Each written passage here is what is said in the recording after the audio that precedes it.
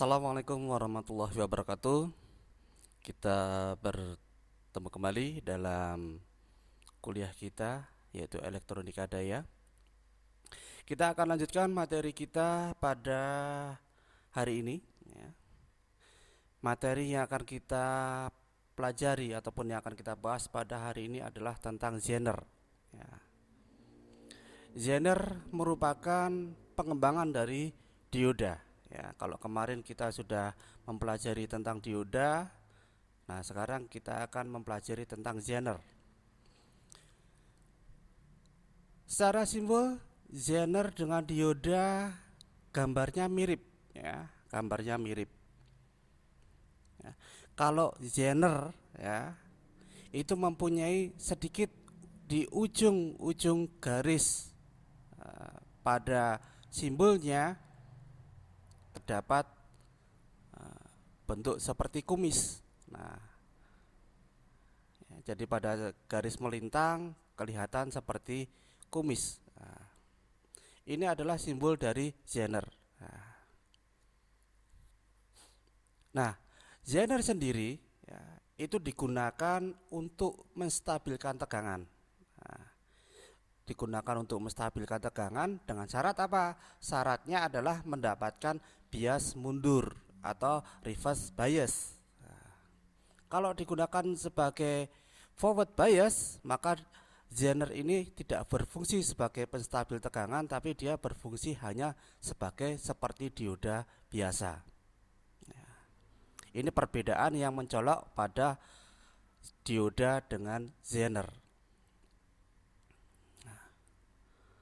Perlu diketahui bahwa zener ini karena di bias dengan bias mundur atau reverse bias, nah, maka kita akan melihat karakteristik zener itu berbeda jauh dengan karakteristik dengan dioda biasa. Nah, pada yang namanya region reverse atau region balik ya. Kalau region forward sama ya, tidak ada perbedaannya antara dioda dengan zener. Namun apabila kita reverse akan terjadi perbedaannya. Perbedaan yang mencolok adalah di sini apa? Salah satunya kalau dioda diberikan tegangan balik akan terjadi yang namanya breakdown, maka kalau zener itu akan berbeda. Zener akan terjadi yang namanya daerah penstabilan tegangan atau biasa disebut dengan zener region. Lihat pada gambar di display ini ya. Dari mulai tegangan 0 kita berikan reverse bias pada titik tertentu ya, yang namanya VZ. VZ itu adalah tegangan batas dioda sebagai penstabil tegangan ya. Misalkan zenernya itu VZ-nya 12 volt, maka tegangan output yang melewati zener nantinya akan menghasilkan tegangan 12 volt. Nah, itu yang namanya sebagai zener region. Syaratnya itu di reverse bias, kemudian tegangan yang masuk ke zener itu harus lebih besar daripada tegangan zener itu sendiri. Contohnya kalau VZ zener itu adalah 12 volt, maka tegangan inputan dari zener harus lebih besar dari 12 volt. Misalkan dikasih tegangan 13 volt, 15 volt, atau 20 volt. Itu zener masih mampu untuk menghasilkan tegangan yang stabil pada titik tegangan 12 volt. Namun, apabila zener diberikan tegangan kurang dari tegangan penstabilan zener, nah tadi kita sampaikan VZ itu adalah 12 volt, kemudian tegangan inputnya yang masuk adalah 10 volt, maka berapa tegangan yang dikeluarkan dari zener? Nah, tegangannya adalah sesuai dengan tegangan inputan. Nah, artinya zener di sini tidak berfungsi sebagai penstabil tegangan, dia hanya melewatkan saja tegangan yang masuk pada zener tersebut.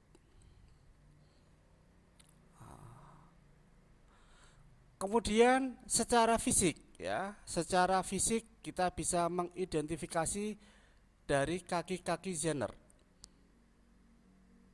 Ya, antara dioda dengan Zener tidak ada perbedaan kakinya, ya. Kakinya ada anoda, ada katodanya. Nah, kalau anoda, ciri khasnya dari Zener itu adalah jauh dari yang namanya garis hitam atau garis kuning atau garis biru pada body Zener tersebut. Nah, sedangkan katoda adalah bagian yang dekat dengan garis yang melintang pada body Zener tadi. Ya. Kebanyakan Zener itu mempunyai warna, ya, warnanya tidak hanya hitam dan putih saja, tidak. Kadangkala warnanya ada biru yang dengan garisnya itu merah, ada garisnya putih, ada yang hijau. Nah, saya pernah juga menemukan Zener itu bentuknya hijau, kemudian garis yang penanda sebagai kaki katoda itu warnanya ada yang putih. Ya, itu Zener. Ya. Di layar Anda bisa lihat gambar-gambarnya, bentuk-bentuk dari Zener. Oke, itu di Zener. Ya. Dan Zener ini biasa tidak bisa dia diaplikasikan pada sistem tersendiri, ya, untuk daya-daya yang besar. Saya katakan sebagai daya-daya yang besar. Kalau daya-daya yang kecil mungkin bisa langsung Zener digunakan sebagai penstabil tegangan. Namun apabila dia digunakan untuk arus yang besar, maka dia harus berkolaborasi dengan penguat arus, misalnya menggunakan transistor atau menggunakan MOSFET, ya.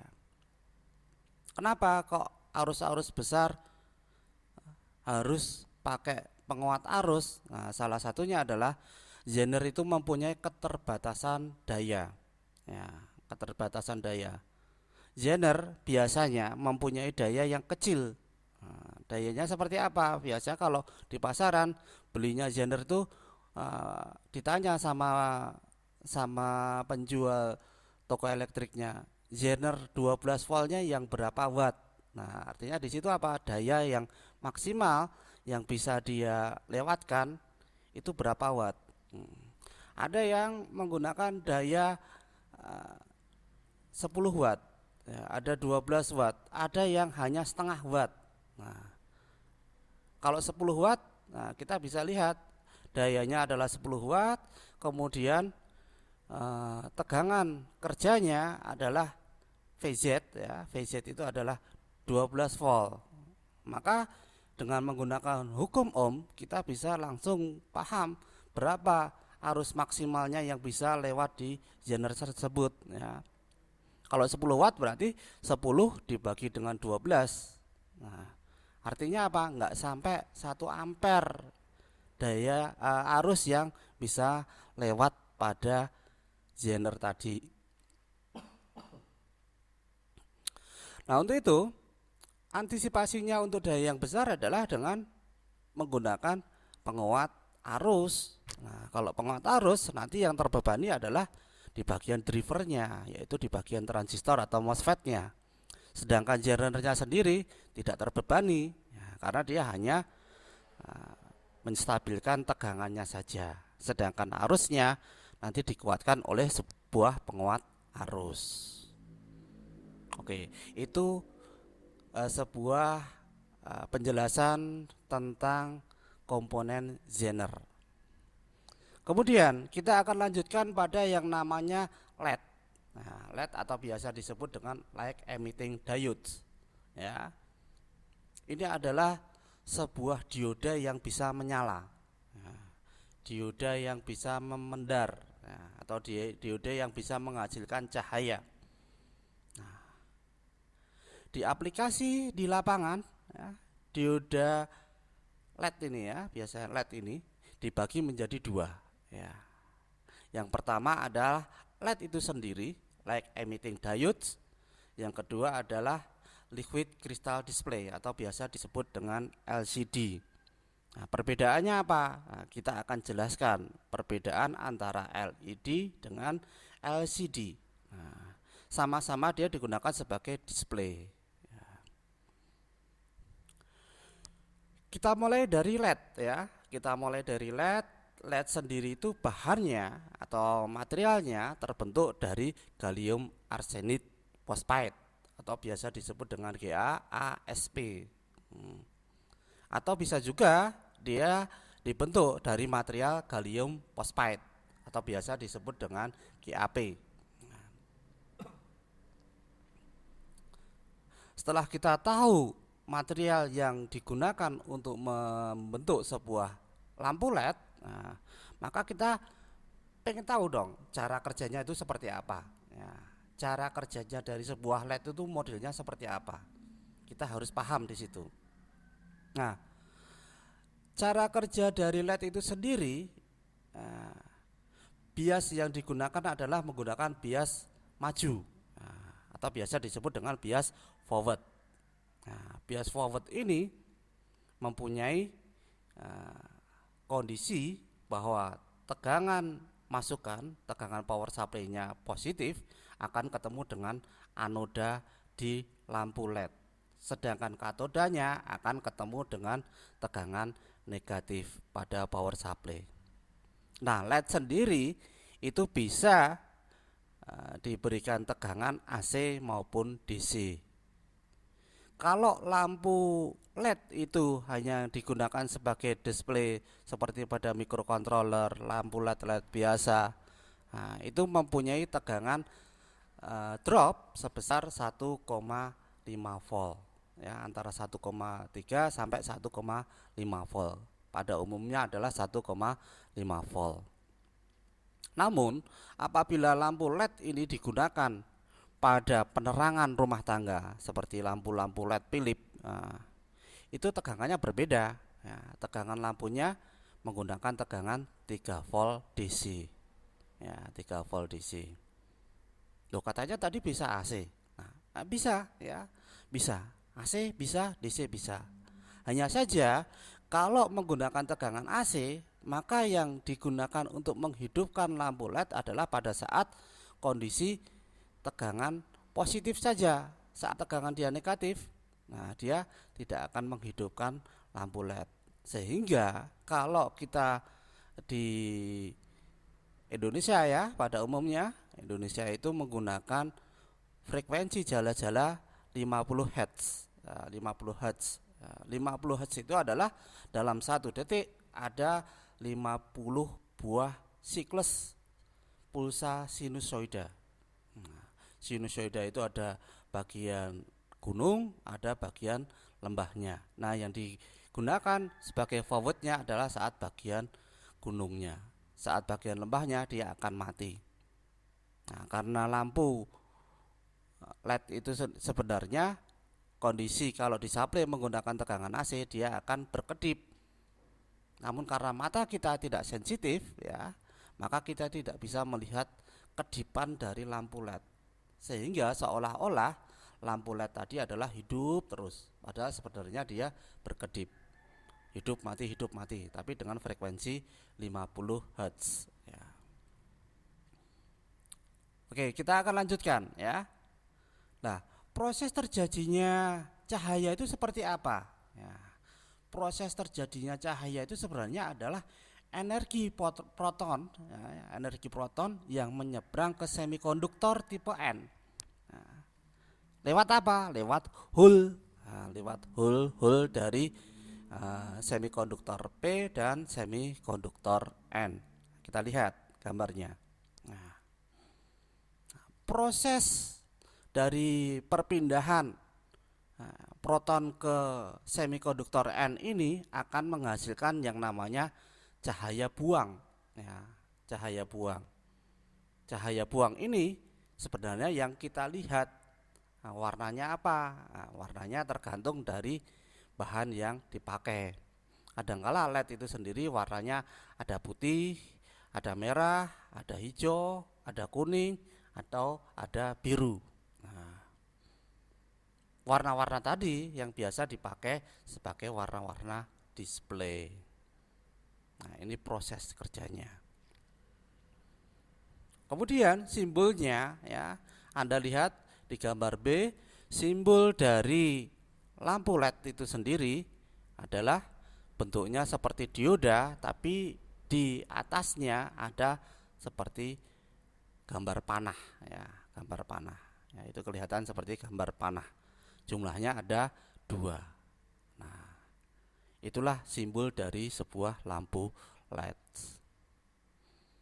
Nah, kemudian yang membedakan warna-warna dari lampu LED itu sendiri itu sebenarnya adalah berdasarkan apa? Berdasarkan yang namanya panjang gelombang cahaya itu sendiri.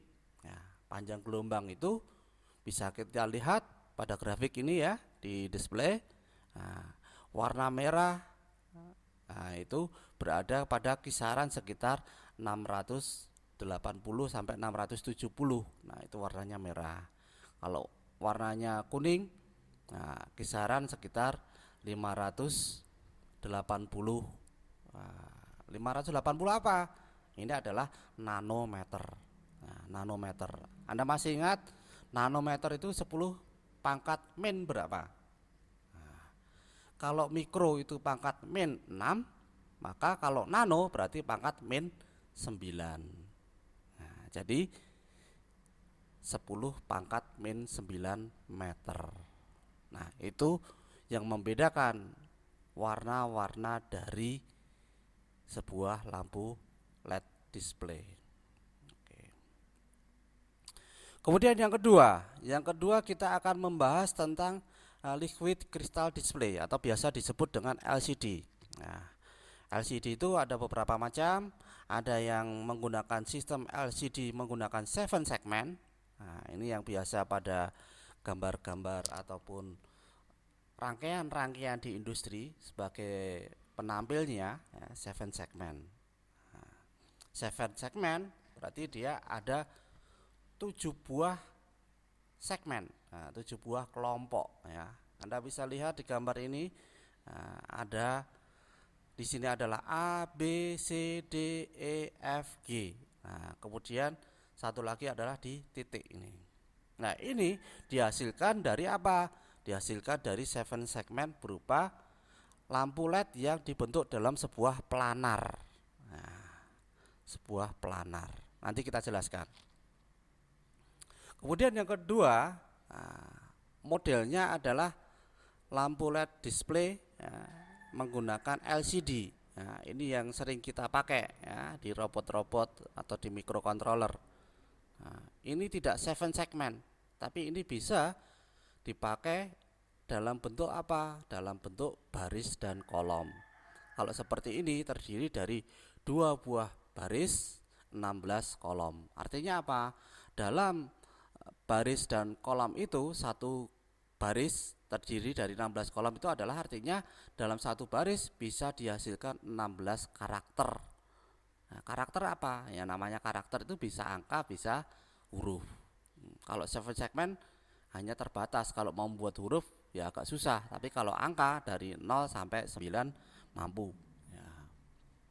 Kemudian dari sini kalau menggunakan LCD 2x16, nah berarti jumlah karakter yang bisa dibentuk sebesar 32. Nanti ada juga LCD yang terdiri dari 4 baris 20 karakter atau 20 kolom. Nah, sehingga setiap barisnya ada 20 karakter. Nah, kalau dijumlah keseluruhan dalam LCD tadi maka akan dihasilkan 80 karakter. Nah, ini di dalam sebuah LCD. Kemudian di LCD sendiri ada beberapa kaki-kaki yang harus diperhatikan. Kaki yang pertama adalah kaki VSS ya. Kemudian kaki yang kedua adalah kaki VCC ya. VSS itu ground, VCC itu adalah tegangan positifnya. Yang VEE itu adalah kaki untuk kontras ya, untuk kontras. RS itu adalah register select. Kemudian R and write itu RNW itu ya, itu adalah read and write.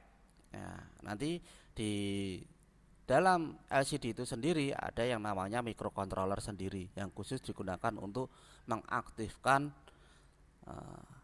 cahaya di dalam LCD itu sendiri. Nah, ada E itu adalah enable, D0 sampai D7 adalah digunakan untuk bentuk komunikasi ya.